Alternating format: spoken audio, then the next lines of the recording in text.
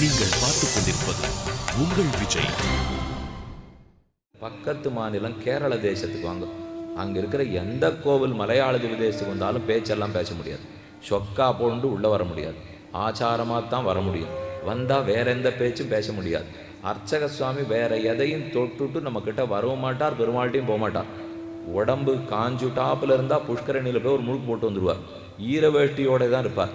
நம்ம கைக்கு சந்தனம் கொடுக்குறார், வாழைப்பழம் கொடுக்குறார் பாருங்க, தப்பி தவிர கிட்டத்தட்ட ஒரு மைல் தூரத்துலேருந்து தான் போடுவார். நம்ம கை இங்கே வச்சுருந்தோம்னா அப்படி போடச்சே நீங்கள் பார்த்தா தெரியும், கிட்ட கூட தொடரதே இல்லை. அந்த ஆச்சாரத்தோடு அந்த அனுஷ்டானத்தோடு இருக்காளோ இல்லையோ, பேசக்கூடாது. அங்கே எப்பவும் நாராயணையும் படிச்சுட்டுருப்பா, இல்லை பாகவதம் படிச்சுட்டுருப்பா, ஏதோ சஹஸ்ரநாமம் சொல்லிட்டுருப்பா. நாம் அதைத்தான் கடைப்பிடிக்க வேண்டும். முதல் காரியம், அங்கே இந்த மின்சார விளக்கு கோவில்களில் கிடையாது பாருங்கள். உள்ள எல்லாமே எண்ணெய் விளக்கு தான். இந்த மின்சார விளக்கு பெருமான் பேர் நிறைய வெப்பத்தை உண்டாக்கும். அவர் தான் அக்னிக்கே பிரபுவாச்சேனால் அவர் பிரபுவாக இருக்கலாம். ஆனால் அந்த பிரபு எப்போ நம்ம தேடி பூஜைக்காக வந்திருக்காரோ பார்த்து பார்த்து சின்ன குழந்தைக்கு போஷாக்கு பண்ணுறாப்புல தான் பெருமானுக்கு பண்ணணும். அதில் மச்சித்தாக மத்கத பிராணாக போதையந்த பரஸ்பரம், என்னிடத்திலேயே சித்தம் லயித்தவர்களாய், என்னை விட்டு பிரிந்தால் பிராணனே தரிக்காதவனாய், ஒத்தருக்கொத்தர் என்னை பற்றி பேசி கொண்டிருக்கிறான். போதையந்த பரஸ்பரம் கதையந்தச்ச மாம் நித்தியம், பேசுகிறவனுக்கும் சந்தோஷம், கேட்குறவனுக்கும் சந்தோஷம். உலகத்தில் அப்படி இருக்கணுங்கிற அவசியம் இல்லையே. படியே நீங்கள் பேச சொல்லியிருக்கீள், 2 மணி நேரம் பேசணும். 2 மணி நேரம் எனக்கு பேசுறதுக்கு சந்தோஷம்தான். 2.5 மணி நேரம் பேசணும்னு வச்சுங்க, உங்களுக்கு சந்தோஷம் போயிடுமே. அவர் ஏதோ சொல்லிகிட்டே இருக்கார், சுவாமி கால் வலிக்கிறது, முதுகு வலிக்கிறது, 8:30 முடிச்சிடுவோன்னு பார்த்தா நாடி ஆறுதுங்கிற மொழியோ. பகவத் விஷயம் பேசுகிறோம், அப்படி பண்ணுறது இல்லைங்கிறார். அந்த ஆசையோடு அமர்ந்து கேட்டால் எத்தனை நாழி ஆனால் நம்ம எல்லோரும் இப்போ 8:30 முடிஞ்சுடும்னு தானே இங்கே உட்காந்துருக்கோம். ஒரு வேளை சொல்லிட்டு இருக்கோம், ஒன்றும் முடியவே இல்லை. 10:30 ஆகிடுதுன்னு வச்சுங்களேன், ஒரு துளி கூட முகம் சுளிக்காமல் இங்கே எல்லோரும் உட்காந்துருப்போமா? நல்லா யோசித்து நெஞ்சை தொட்டு பார்க்கணும். இப்போ 10:30 ஆகிடுது. இப்போ தான் கண்ணனுடைய ஸ்லோகம் கேட்டே இருக்கும். மச்சித்தாக மத்கத பிராணாக போதையந்த பரஸ்பரம் கதையந்தச்ச மாம் நித்தியம் துஷ்யந்திச்சா ரமந்திச்சா. நேரம் போனதே தெரியல, கண்லேருந்து கரகரான்னு ஜலங்கொட்ட என்னை பற்றி பேசிகிட்டே இருக்கார். அப்போ அந்த பக்தி கேட்கச்சே நமக்கு ரொம்ப பிடிச்சிருக்கோம் இல்லையோ, அதை போல் பக்தனாக இருக்கணும் சுவாமி.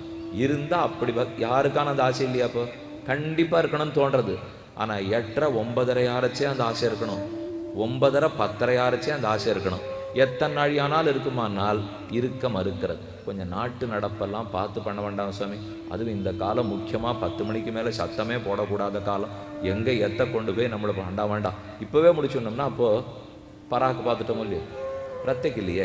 எப்போ இதை நினைவு போச்சோ, இது 10 மணி, இது என்ன காலம், இது என்ன தேதின்னு நினைவு போச்சானே கண்ண நடத்துலேருந்து வெளியில் போயிட்டோன்னு அர்த்தம். அதை போகாதவன் தான் என் பக்தன்னு திரும்ப திரும்ப சொல்கிறான். ஆஹா மச்சித்தாக மத்கத பிராணாக போதையந்த பரஸ்பரம் கதையந்தச்ச மாம் நித்தியம் துஷ்யந்திச்ச ரமந்திச்ச. சொல்கிறவனு சந்தோஷப்படுறான், கேட்குறவனு சந்தோஷப்படுறான். அதை போல என்னை பற்றி பேசி நினைப்பாய் செய்வாய் என்று 10வது அத்தியாயத்தில் ரொம்ப ஆச்சரியமாக கண்ணன் சொன்னார். ஆனால் அந்த இடத்துக்கு ஏத்தின் வர்றதுக்கு அவர் 7வது அத்தியாயத்திலேருந்து கட்டின படிக்கட்டு, அதுதான் ரொம்ப ஆச்சரியமான படிக்கட்டு. இந்த பாசுரம் உங்களுக்கு தெரிஞ்சிருக்குமே, சிறிய திருமடலில் திருமங்கையாழ்வாருடைய ஆச்சரியமான பாசுரம்.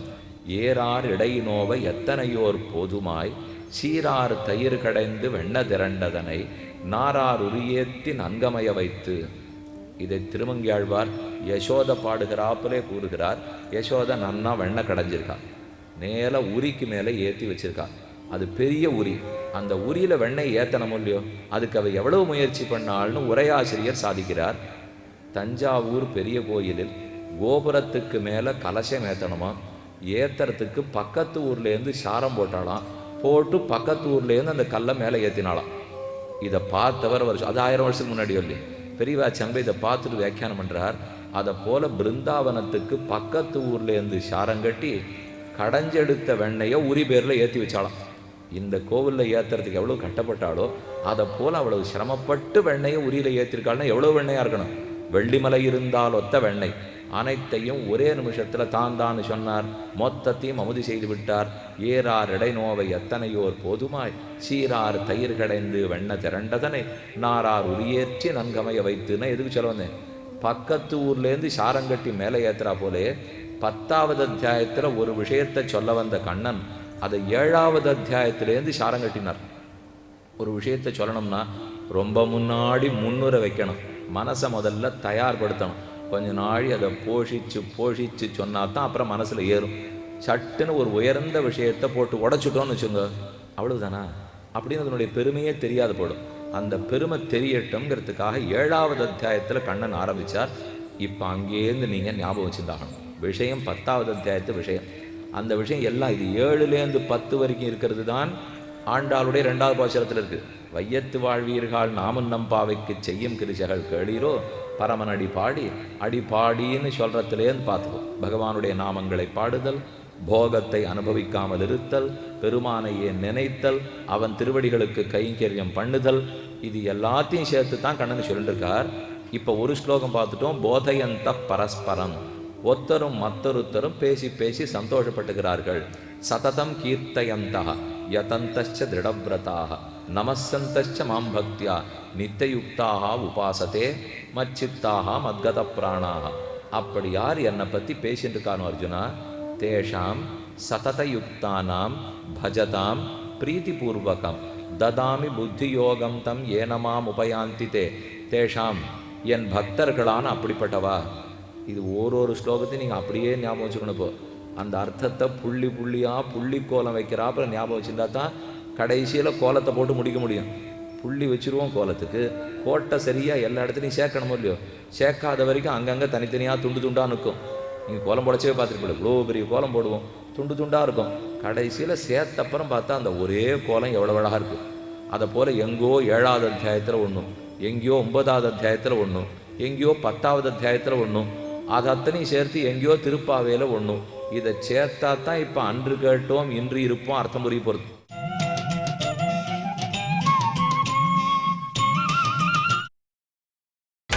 நீங்கள் பார்த்துக் கொண்டிருப்பது உங்கள் விஜய். தேஷாம் சததயுக்தானாம் பஜதாம் பிரீத்திபூர்வகம். அப்படி யார் ஒருத்தன் என்னை நன்கு பஜிக்கிறானோ, நாம சங்கீர்த்தனம் பண்ணுகிறானோ, உள்ளன்போடு என்னை நினைக்கிறானோ, அவனிடத்துல நான் ரொம்ப பிரீத்தி கொள்ளுகிறேன் அர்ஜுனா. தேஷாம் சததயுக்தானாம், என்னோட எப்பவும் சேர்ந்திருக்கணும்னு அவனுக்கு ஆசை. பஜதாம், என்னை குறித்து நன்னா பஜனம் பண்ணுறான், பக்தி பண்ணுறான். பிரீத்திபூர்வகம், அவளிடத்துல நான் ரொம்ப பிரீத்தியோடே. ததாமி புத்தி யோகம் தம் ஏனமாம் உபயாந்திதே, என்னை பற்றிய புத்தியை அவனுக்கு கொடுக்கிறேன். அந்த புத்தியால் என்னை அடைகிறான். ததாமி புத்தி யோகம் தம் ஏன மாம் உபயாந்தி, அந்த புத்தி யோகத்தாலேயே அவன் என்னை அடைகிறான். நான் அவனுக்கு ஒரு ஞானத்தை கொடுக்குறேன், ஒரு புத்தியை கொடுக்குறேன். அந்த புத்தியையே ஏணியாக, அதையே கயிறாக பிடித்து கொண்டு அவன் என்னை அடைஞ்சுடுறான் என்று 10வது அத்தியாயத்தில் கண்ணன் சாதிக்கிறார். அப்போ ஏதோ ஒரு புத்தி அவர் கொடுக்கிறார். யாருக்கு கொடுப்பார்? ஒத்தருக்கொத்தர் பெருமான பிரிய மனமில்லாமல் அவர் கதையை பேசி அழுதுன்றிருக்கானே, நெஞ்சு அவரை விட்டு அகலாமல் இருக்கே, அப்படிப்பட்டவனுக்கு அந்த புத்தியோகத்தை கொடுக்குறார். அப்போ 2 ஸ்லோகமும் சேர்த்து பார்க்கணும். ஒத்தருக்கொத்தர் ஆனந்தமாக பேசிக்கிறார், போதையந்த பரஸ்பரம். அப்படி இருக்கிறவாளுக்கு ததாமி புத்தி யோகந்தம் ஏனமாம் உபயாந்தித்தே. அவர்கள் அப்படி பேசிக்கணும்னா அதுக்கு உள்ளன்பு வளர்ந்துருக்கணுமே. அத்தனை அன்பு வளர்ந்திருந்தா தானே பெருமான் அவர்களிடத்தில் அன்பு செலுத்துவார். அந்த அன்பு அவளுக்கு எப்படி வளர்ந்தது? எங்கிருந்து கண்ணனை பற்றி இவ்வளோ தூரம் தெரிஞ்சிருந்தா?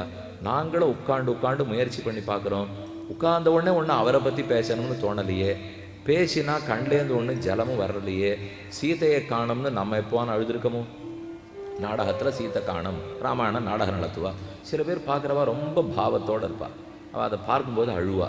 பக்கத்தில் இருக்க என்ன நாடகத்தை பார்த்து அழுதுட்டுருக்கீங்கன்னா, நாடகமோ நிஜமோ சுவாமி, சீதையை தேடுறதை பார்த்தா எனக்கு ரொம்ப வருத்தமாக இருக்குது. சீதை இப்படி போய் ஒன்றுமில்லாத அந்த ராவணன் துன்பப்படுத்துகிறானே வருத்தமாக இருக்குது. பக்கத்தில் இருக்கவா சொல்லுவா, இதை போல் காசு கொடுத்தா நான் கூட தான் இதை விட நல்லா நடிப்பேன்.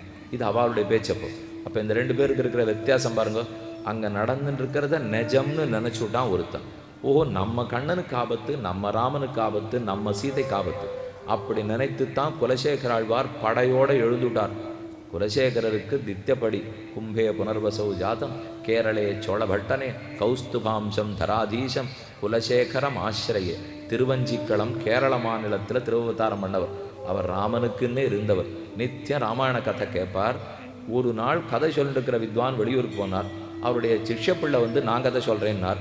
ராஜாவுக்கு கதை சொல்லணும், நல்ல பேர் இருக்கணுங்கிறதுக்காக ரொம்ப நன்னா சொன்னார். அவர் ரொம்ப மெதுவாக சொல்லி, அன்றைக்கி தான் கரதூஷணாதிகள் யுத்தம். 14,000 பேர் எதிர்கோட்டியில் இருக்கா. ராமன் தனித்திருக்கிறார். ஏகச்ச ராமோ தர்மாத்மா கதம் யுத்தம் பவிஷ்யதி. ராமன் தனியாக இருக்காரே, அவள் 14,000 பேர். இவன் தார்மிகன், அவள் அதார்மிகாள். இவன் பூமியில் நிற்கிறான், அவள் ஆகாசில் இருக்கா. இவன் நேர்மையாக சண்டை போடுவான், அவளுக்கு நேர்மையே தெரியாது. மாய யுத்தம். இந்த யுத்தம் எப்படி நடக்க போகிறதோன்னு பிள்ளை ரொம்ப நன்னா சொன்னா உபன்யாசம். இவர் என்ன எடுத்து தான் இருந்த காலம் தேசம் யாரு மொத்தத்தையும் மறந்து போயிட்டார். இப்போவே ராமன் சண்டைக்கு இருக்கிறதா நினச்சுன்னுட்டு படைகளுக்கெல்லாம் ஆணையிட்டு உடனே போகிறோம் ஜனஸ்தானத்துக்கு போய் ராமனுக்கு ஒத்தாசை பண்ணி நாம் ஜெயிச்சுட்டு வரப்போகிறோம். அது என்ன ராமன் தனித்து நிற்கிறது, நான் இங்கே சந்தோஷமாக இருக்கிறதா, வாங்கோன்னு மேற்கு சமுத்திரத்திலே இறங்க போயிட்டார். நல்ல வேளை வெளியூர் போயிருந்த வித்வான் அப்போ பார்த்து வந்து சேர்ந்தார். இன்னும் ஊரே அல்லோலப்பட்டுருக்கே, என்ன ஆச்சுன்னு பிள்ளைகிட்ட கேட்டு, என்ன பண்ணேன் ஒரு நாள் உபன்யாசம் பண்ணுறதுக்குள்ளே இந்த பாடா என்னன்னு அவங்ககிட்ட கேட்டார். பாடு இல்லை, பேர் எடுக்கணுங்கிறதுக்காக சொல்ல போனேன். அதில் போய் இவர் இவ்வளோ தூரம் நினச்சுட்டார்னா. வந்த வித்வான் ராஜா கையை பிடிச்சிருந்தார். ஒரு முகூர்த்த காலத்துக்குள்ள ராமன் 14,000 பேரையும் வெட்டி வீழ்த்தினான். அதோ ராமனை சீத்தை ஆலிங்கனம் பண்ணிக்கொண்டு தம் திருஷ்டுவா சத்ருகந்தாரம் மகர்ஷீனாம் சுகாவகம் பபூவ கிருஷ்ணா வைதேகி பர்த்தாரம் பரிஷஸ்வஜே என்று ராமன் அப்படியே அணைச்சிருந்து உம்ம சேவை திரும்பி போகிற வாக்கில் உமக்கு தரிசனம் கொடுத்துட்டு போகிறதுக்காக ஆகாசில் வந்திருக்கா பாரும் அப்படின்னு கை காமிச்சார். நல்ல வேளை வித்வானுடைய நல்ல வேளை பெருமாளும் சீத்தை அங்கே அணைப்பில் சேவை சாதிச்சுட்டா. சாதித்ததை குலசேகராழ்வார் பார்த்தார். சரி அப்பன்னா சண்டை முடிஞ்சு போச்சு போட்டிருக்கு, நம்ம கடலுக்குள்ளே போக வேண்டாம், வாங்கோ படை வீரர்கள்லாம் திரும்பி வாங்கோன்னு கூண்டாருனால் இதை கேட்கச்சே நமக்கு என்ன தெரியுமா உடனே தோணும், எங்களுக்கே இது இப்போ இல்லைன்னு தெரியறதே, அவருக்கு தெரியலையா சுவாமின்னு விடுவோம். இது நமக்கு இருக்கிற பக்தியின் நிலை. இது நாம் ரொம்ப தெளிவான வாழோம் இல்லையா. அதனால் இந்த கதையெல்லாம் கேட்கச்சே நம்ம இப்படியெல்லாம் கலங்கி நடவடிக்கையெல்லாம் எடுக்கவே மாட்டோம். நமக்கு கலக்கம் எல்லாம் லௌகிகத்தில் கலக்கம். இதே நம்ம பிள்ளையோ பெண்ணோ ஒன்று ஆயிருந்தா இதை விட வேகமாக போயிருப்போம். ஆனால் ராமனுக்கோ சீதைக்கோ ஒன்றுன்னா போகிறதில்லை பாருங்க. இந்த நிலை வந்தால் தான் பாவம் சுத்தி பக்தின்னு கண்ணன் எதிர்பார்க்கிறார். அப்போ மச்சித்தாக மத்கத பிராணாக தேஷாம் சததயுக்தானாம் பஜதாம் பிரீதிபூர்வகம் ததாமி புத்தியோகந்தம் ஏனமாம் உபயாந்தித்தே. அந்த புத்தியோகம்தான் கிருஷ்ண விஷயமான புத்தியோகம். அது பெற்றாத்தான் நாம் அவனிடத்துல போய் சேரவே முடியும். அதை கயிறா வைத்துட்டு தான் மேலே ஏறணும். இந்த புத்தி என்னங்கிறத உனக்கு உபதேசிக்கிறேன்னு 7வது அத்தியாயத்தில் ஆரம்பிக்கிறார். மை ஆசக்தமனாக பார்த்த யோகம் யுஞ்சன் மதாஸ்ரயா அசம்சயம் சமக்ரம் மாம் யதா ஜ்ஞாஸ்யசி தச்ருணு. இந்த தத்து ஸ்ருணுங்கிறதுக்காகத்தான் இந்த ஸ்லோகம். இப்போ ஸ்ருணு கேள் அப்படின்னு சொல்லி தூண்டி கேட்க வைக்கிறாளோ இல்லையோ. 7வது அத்தியாய ஆரம்பத்தில் ஒரு கேள் தத்து ஸ்ருணு. மறுபடியும் 10வது அத்தியாயத்தில் முதல் ஸ்லோகம் சொல்கிறேன். பூய ஏவ மகாபாஹோ ஸ்ருணுமே பரமம் வச்சா எத்தேகம் பிரியமானாய வக்ஷ்யாமி ஹிதகாமியா. பூய ஏவ மகாபாஹோ, ஏ மகாபாஹோ தடக்கையனே அர்ஜுனா, நான் மறுபடியும் சொல்கிறேன் கேள். பூயகானா மறுபடியும் அர்த்தம். சொல்கிறது நிறைய சொல்லியிருக்கேன், திரும்ப சொல்கிறேன் கேள். பூய ஏவ மகாபாஹோ ஸ்ருணு, நான் சொல்லத்த நன்ன கேள். அப்போ 7வது அத்தியாய ஆரம்பம் கேள், 10வது அத்தியாய ஆரம்பம் கேள். கேட்டுட்டு தானே இருக்கார் அவர். அப்போ குறுக்க கேளுன்னு எதுக்கு சொல்லணும்? இப்போ நீங்கள்லாம் நன்னாத்தானே கேட்டுருக்கு. இப்போ இந்த சொல்ல போகிற விஷயத்தை நீங்கள் நன்னா மனசில் வாங்கிக்கணும், நன்னா கேளுங்கோ. இது சொன்னால் என்ன இப்போ ஒரு வேளை விட்டுட போகிறாளோன்னு உபன்யாசகருக்கு பயம்னு அர்த்தம். கேட்டுன்னு தான் இருக்கா, இருந்தாலும் கொஞ்சம் அப்படி இப்படி மனசு எங்கானு போச்சுன்னா இது முக்கியம். இதை கேட்டுண்டா தான் மேலே புரியும். கேளு மறுபடியும் பராக்கு பாத்திரக்கூடாது சொல்லு, அதுக்காகத்தான் கேள்னு சொல்கிறோம். அதே போல் கண்ணனை 6 அத்தியாயம் சொல்லிவிட்டேன். கொஞ்சம் விஞ்ஞானம் பார்க்க ஆரம்பிச்சிட்டான்னா 6 அத்தியாயம் வரைக்கும் முதல்ல ஜோராக நல்லா கேட்பா. 6 அத்தியாயம் வரைக்கும் கேட்டோம் கொஞ்சம் தொய்வு ஏற்படலாம் இல்லையோ. அதனால் 7வது அத்தியாயத்திலே மையாசக்தமனாக பிரார்த்த யதா ஜ்ஞாஸ்யசி தச்ருணு. இப்போ நான் சொல்ல போகிற ரகசியமான அர்த்தத்தை நன்னா கேட்டுக்கோ. ஒரு தடவை சொன்னார் 7 தாண்டித்து 8 தாண்டித்து 9 தாண்டித்து மறுபடியும் ஒரு அரை மணி ஆயிருக்கும் போல் இருக்கு. எங்கேயான இவன் சுற்றி பார்க்க போகிறான்னு அவனுக்கு பயம். அதனால் திரும்ப கண்ணன் சொல்லிக்கிறார். பூய ஏவ மகாபாஹோ ஸ்ருணுமே பரமம் வச்சா. நான் சொல்ல வந்ததை நன்னா இன்னொரு தரம் கேள். மே பரமம் வச்சா, மிக உயர்ந்த அர்த்தம் சொல்ல போகிறேன் கேள். அர்ஜுனனுக்கு மூச்சே விட்டு போச்சு. 9 அத்தியாயம் முடிஞ்சது இல்லையோ, அதோட கீதை ஆயிடுதுன்னு அவன் நினச்சுட்டான். 6வது அத்தியாயம் வரைக்கும் கர்மயோகம் ஞான யோகம், 7, 8, 9 பக்தி யோகம், 3மே முடிஞ்சு போச்சு. அதனால் கீதை முடிஞ்சதுன்னு அவன் மூச்சு விட்டுட்டான். வேடிக்கையாக ஒரு சுவாமி சொன்னார், உபன்யாசகர் 2 மணி நாடி சொல்லிவிட்டு அவர் மூச்சு விடுறாரோ இல்லையோ, கேட்குறவா மூச்சு விட்டுருவா. அவள் கேட்டவர்களுக்கு காது திறந்து சமப்பட்டு கேட்டிருக்காளோ இல்லையோ, அதனால் அவாப்பா முடிஞ்சுது அப்படின்னு மூச்சு விடுறாப்பில் அர்ஜுனன் மூச்சு விட்டுட்டான். கண்ணன் ரொம்ப தெம்பா திரும்ப சொல்ல ஆரம்பிச்சார். நான் முடிக்கவே இல்லையே அர்ஜுனா, பூய ஏவ மகாபாஹோ, மறுபடியும் உனக்கு நான் சொல்லணும்னு இருக்கிறேன். அர்ஜுனன் கேட்டான், திரும்ப சொல்லுன்னு நான் கேட்கவே இல்லையேன்னா. நீயா சொல்லிட்டு இருக்கியே, திரும்ப சொல், நான் கேட்கலையே. கண்ணன் பளிச்சுன்னு பதில் சொன்னார். சொல்ல ஆரம்பிக்கச்சே சொல்லாதே நீ தடுக்கலையே. அதுபோல் எனக்கு நீ சொல்லுன்னு கேட்கவே வேண்டாம். கண்ணனை போன்ற மகாச்சாரியர்கள் உபதேசிக்கிறாள்னால் நாம் கேட்டு கேட்டு கேட்டு அவ சொல்றதில்லை, அவர்கள் ஆசையோடு கொட்டிடுவார்கள். நீங்கள் பார்த்துக் கொண்டிருப்பது உங்கள் விஜய். ஒரு பசுமாட்டுக்கு மடி கனம், கண்ணுக்குட்டி வந்தால் பாலை கொட்ட போகிறது. ஒருவேளை கன்று இல்லைன்னா அது ஆசையால் தானே கீழே பெஞ்சிடுமோ இல்லையோ. கனைத்திளங்கச்சரும கண்ணுக்கிறங்கி நினைத்து முறை வழியே நின்று பால் சோற. தன் கண்ணுக்குட்டி மடியில் வாய் வச்சுருக்கிறதா நினச்சிட்டே பசு பாலை கொட்டி இல்லையா, அதால் கடுப்பு தாங்காது. ஒரு தாயாருக்கே பால் கட்டி போச்சுன்னா அவளால் தாங்க முடியுமா? இந்த தாய்க்கு இந்த கன்றுக்குட்டிக்கும் கறவை மாட்டை விட கண்ணனுக்கு எவ்வளவு அன்பு இருக்கும். தங்கிட்ட இருக்கிற அர்த்தத்தை ஒருத்தன் ஒரு வார்த்தை கேட்டானால் அவனுக்கு அனைத்தையும் கொற்ற வரைக்கும் அவருக்கு மடி கனம் தாங்கவே தாங்காது. அதனால் 9 அத்தியாயம் வரைக்கும் சொன்னவர் இன்னும் சொல்கிறதுக்கு நிறையா இருக்கு. அர்ஜுனா பூஜ ஏவ மகாபாகோ ஸ்ருணுமே பரமம் வச்சா. எதுக்கு இப்போ திருப்பி என்கிட்ட சொல்கிறேன்னு அர்ஜுனன் கேட்டான். எத்தேகம் பிரியமானாய வக்ஷாமி ஹிதகாம்னேயா. உன்னுடைய நல்லத்தில் எனக்கு எண்ணம், உனக்கு பிடித்தமானத்தில் என் எண்ணம். நீ நன்னா இருக்கணும், உன்னை போல எல்லாம் நன்னா இருக்கணுங்கிற எண்ணத்தில் தான் நான் இந்த கீதையே சொல்கிறேன். அதனால் தடுத்துடாதே. நீ தடுக்காமல் இருந்தால் பொருள் நான் சொல்லுவேன். சொல்லு, நீ கேட்க வேண்டாம். சொல்லாதேன்னு தடுக்கலையோ இல்லையோ, அதனாலேயே மறுபடியும் சொல்லுகிறேன் ஸ்ருணு. அப்போ 2வது தடவை ஸ்ருணுங்கிறார். 7வது அத்தியாயத்தில் ஒரு தரம் ஸ்ருணு, மறுபடியும் 10வது அத்தியாயத்தில் ஒரு தரம் ஸ்ருணு. இந்த ரெண்டையும் சேர்த்து தான் இப்போ அர்த்தம் பார்க்க போகிறோம். 7வது அத்தியாயம் முதல் ஸ்லோகம் சொல்லிட்டேன். அசம்சயம் சமக்ரம் மாம் யதா ஜ்ஞாஸ்யசி தச்ருணு. அர்ஜுனா மை ஆசமக்தமனாக பார்த்த. ஹே பார்த்த, அப்பப்போ கூப்பிட்டுப்பார். ரொம்ப ஆசையோட கண்ணன் கூப்பிடுறச்சே நல்லா இருக்கு. பார்த்த ஏ பிருத்தையின் மைந்தனேன்னு அத்தை பிள்ளையேன்னு அர்த்தம். ஒருத்தரையும் பார்த்தா பார்த்தான்னு கூட்ட, ஏன் அத்தை பிள்ளை, உனக்கு நான் நல்லது பண்ணணும்னு ஆசைப்படுறேன், கேட்டுக்கோ, நான் சொன்னபடி நட. ரொம்ப வேண்டியும் இல்லையா, உன் வரவுக்காரன் நான் சொல்கிறேங்கிறதுக்காக கேட்டு நடக்க வேண்டாமா? மை ஆசக்தமனாக, என்னிடத்திலேயே மனத்தை வைத்தவனாய். ஆசக்திங்கிறது ஆசை. மை ஆசக்தமனாக, மனம் என்னத்தான் விரும்புகிறது. மை ஆசக்தமனாக பார்த்த யோகம் யுஞ்சன், பக்தி யோகத்தை தொடங்க போகிறான். யோகம் யுஞ்சன், இனிமே கண்ணனிடத்தில் மனசு செலுத்திட்டோம், பக்தி பண்ணணும். யோகன் யுஞ்சன் மதாஸ்ரயா, என்னையே ஆசிரியமாய் ஆதாரமாய் பற்றி இருக்கிறான். நான் தான் ஆதாரம், நான் தான் ஆசிரியம். நீ எங்கே உட்காண்டிருக்கேன்னு கேட்டால் மேடையிலேன்னு சொல்ல மாட்டான் அர்ஜுனா, கண்ணனிடத்துலேன்னு தான் சொல்லுவான். நீ எங்கே உட்காண்டிருக்கேன்னு கேட்டால் நாற்காலின்னு சொல்ல மாட்டான். உன்னை எதை தாங்கிறதுன்னு கேட்டால் பூமின்னு சொல்ல மாட்டான், கண்ணன் தாங்குகிறான்னு சொல்லுவான். அதைத்தான் மதாஸ்ரயா, யோகம் யுஞ்சன் மதாஸ்ரயா. அப்படி ஒரு பக்தியோடு என்னிடத்தில் ஆரம்பிச்சிருக்கான். அசம்சயம் சமக்ரம் நாம், சந்தேகத்துக்கு இடமில்லாத அவன் என்ன தெரிஞ்சுக்கணுமோ, எந்த ஞானத்தால் என்ன வந்து அடைய போகிறானோ அந்த ஞானத்தை சொல்லுகிறேன் கேள்.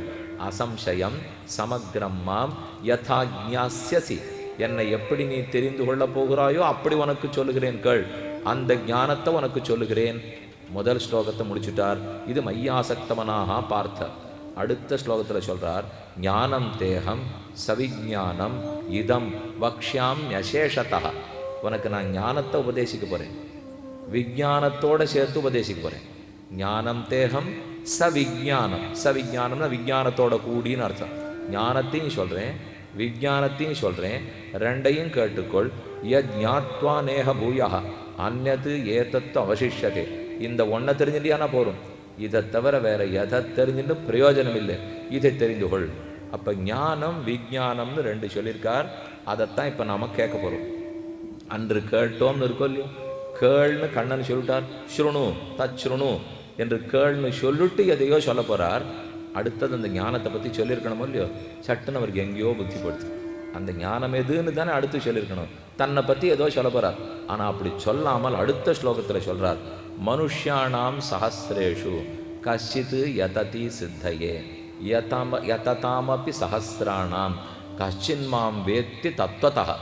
இது அடுத்த ஸ்லோகம். திடீர்னு யாரையோ பற்றி பேச ஆரம்பிச்சிட்டார். தன்னை பற்றி சொல்கிறேன்னு சொன்னாரோ இல்லையோ. மனுஷ்யானாம் சஹசிரேஷு, அர்ஜுனா நான் சொல்ல போகிற ஞானம் இருக்கே, அது உன்னை கொண்டு வந்து எங்கிட்ட சேர்த்துரும். அந்த ஞானம் எத்தனை பேருக்கு தெரியுமோ? ரொம்ப குறைவு. எத்தனை பேருக்கு இருக்கும்னு அர்ஜுனன் கேட்குறான். ஆயிரக்கணக்கான மனுஷர்கள் இருக்காலும் இல்லையோ, அவர்கள் அத்தனை பேரில் ஒரு சிலருக்கு தான் சாஸ்திரத்தில் அதிகாரம். வேதத்தை தெரிஞ்சுக்கிறா, இதிகாச புராணங்களை படிக்கிறா, பாசுரங்களை தெரிஞ்சுக்கிறா. அவர்கள்லாம் மனுஷர்கள், அதிகாரம் இருக்கிற மனுஷர்கள், ஆசை இருக்கிற மனுஷர். இப்போ நீங்கள் எல்லாரும் இங்கே உட்காந்துருக்கீங்களே, எத்தனையோ பேர் இங்கே உட்கார முடியலையே. இதை போல் பல ஆன்மீக உபன்யாசத்தில் ஒரு 10 லட்சம் பேர் உட்காந்துருக்கான்னு வச்சுங்க. பாக்கி 120 கோடி பேர், ஒரு 10 லட்சம் பேர் உட்காந்துருக்கலாம். ஒரு 100 கோடி பேருக்கு, ஒரு 10 கோடி பேருக்கு கண்ணன் ஆறுன்னு தெரிஞ்சுக்கலாம், பாக்கிக்கு தெரியாது சொல்லி. அப்போ எத்தனையோ லட்சம் பேருக்குள்ளே ஒரு சிலருக்கு தான் அதில் யோக்கியத்தையே வருது. அப்படி யோக்கியத்தை வந்தவாளுக்குள்ளே மனுஷானாம் சஹசிரேஷு, ஆயிரக்கணக்கான மனிதர்களுக்குள் கஷ்டித் யததி சித்தையே, 1000ல் ஒருத்தன் தான் சித்தி அடையணும்னு முயற்சியே பண்ணுறான். கண்ணனை அடையணுங்கிற முயற்சி பண்ணுறதே 1000ல் ஒருத்தன் தான். அர்ஜுனன் கேட்குறான், 1000ல் ஒருத்தன் வந்துடுவானோ இல்லையோ? அந்த முயற்சி எடுக்கிறவன்லாம் வந்துடுவானா? இல்லை யததாமகி சித்தானாம், யாரெல்லாம் 1000 பேர் முயற்சி எடுக்கிறாளே, 1000 பேருக்கு ஒருத்தன் தான் முயற்சி. இப்படி வச்சுங்களேன், எத்தனையோ 1000 பேரில் ஒருத்தன் தான் சாஸ்திரத்தில் அதிகாரத்துக்கே வரப்போகிறான். அதிகாரம் இருந்ததில் 1000ல் ஒருத்தன் தான் முயற்சியே எடுக்க போகிறான். முயற்சி எடுத்ததில் 1000ல் ஒருத்தன் தான் கிட்டக்க வரப்போகிறான். கிட்டக்க வந்ததில் 1000ல் ஒருத்தன் தான் அடைகிறான். அப்போனா இப்போ நம்ம கோடு போட்டு கீழே எத்தனை 1000ன்னு பார்த்துக்கணும். 1 கீழே எத்தனை 0 போட்டணுமோ போட்டுங்க. அப்போனா அதில் ஒருத்தன் தான் துர்லபத்திலும் துர்லபம். இதைத்தான் வாசுதேவ சர்வமிதி ச மகாத்மா சுதுர்லபான்னு கண்ணனே சாதித்தார். அப்போ எத்ததாமபி சித்தானாம் கஷ்டின் மாம்பேத்தி தத்வதா, யாரோ ஒருத்தன் தான் என்னை உண்மையாக அறிந்து கொள்கிறான். அர்ஜுனனுக்கு ஆசை கட்டு கடங்கலை. இப்போ முதல் ஸ்லோகத்தில் சொன்னேன் ஒரு ஞானத்தை சொல்கிறேன்னுட்டு, 2வது ஸ்லோகத்தில் சொல்கிறேன் ஞானத்தை விஞ்ஞானத்தோட சொல்கிறேன்னுட்டு, 3வது ஸ்லோகத்தில் சொல்லிட்டே அது லட்சத்தில் கோட்டியில் ஒருத்தனுக்கு தான் உண்டுன்னுட்டு. பாசை ரொம்ப அதிகமாக படும் இல்லையோ? சொல்கிறேன் அந்த ஞானம்ங்கிறிய அது எந்த ஞானம் நமக்கே தோணிப்படாதா? நீங்கள் அவசியம் வாங்கோ, அங்கே அழைச்சின்னு போகிறேன், ரொம்ப நல்லாயிருக்கும். நீங்கள் ஏற்கனவே அதெல்லாம் பார்த்துருக்க மாட்டீர்கள், அனுபவிச்சிருக்க மாட்டீர்கள். கண்டிப்பாக உங்களுக்கு அது விலை பற்றது விஷயம். இப்போ இருந்தாலும் அத்தனை விலை கொடுத்தாலும் நான் உங்களை அழைச்சின்னு போகிறேன். அது நீங்கள் மட்டும் வர போகிறீங்களா, இல்லை 4 பேர் வர போகிறீங்களா? நீங்கள் ஏற்கனவே சாமி இதெல்லாம் எதை பற்றி சொல்லிட்டு இருக்கீங்க? இப்போ ஏதோ ஒன்று கொண்டு போகிறேன், பண்ணுறேன், விலை பெற்றது அது இதுன்னு சொல்லிடுறேன், எதுன்னே சொல்லலையேண்ணா. ஓ, அதை சொல்லவே இல்லையா? முதல்ல உங்கள் மனசில் ஆசை ஏற்பட்டுட்டோம், அதுக்கு தான் இத்தனை சொல்லியிருந்தேன். இனிமே அது எதுன்னு சொல்கிறேன்னால், அப்போ ஞானந்தேகம் சவிஜானம். ஞானம் எது, விஞ்ஞானம் எது? உனக்கு ஞானமும் சொல்கிறேன், விஞ்ஞானமும் சொல்லுகிறேன். அர்ஜுனனுக்கு ரொம்ப ஆசை. சரி, கண்ணன் அந்த ஞானத்தையும் விஞ்ஞானத்தையும் சொல்லட்டும், நல்லா மனசில் வாங்கிக்கோங்க. ஞானம்னு சொன்னால் பகவானுடைய ஸ்வரூப நிரூபக தர்மங்கள், விஞ்ஞானம்னு சொன்னால் நிரூபித்த ஸ்வரூப விசேஷணங்கள். இதைத்தான் நாம் இப்போ கேட்க போகிறோம்.